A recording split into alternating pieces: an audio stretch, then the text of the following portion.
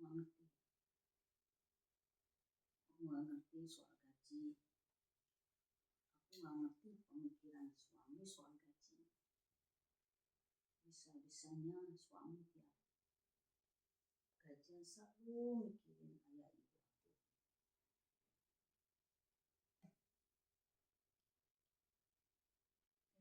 Tiap gajian selalu mikirin.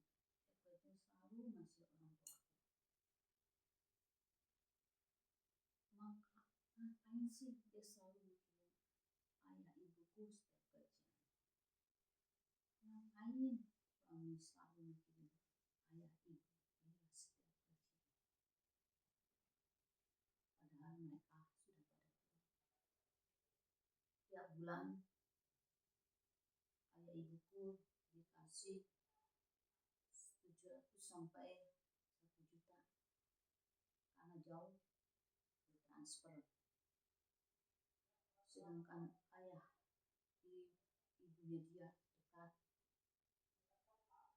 jadi dibeliin beras dan duitnya juga hampir sama lah seperti yang dikasih ayah ibuku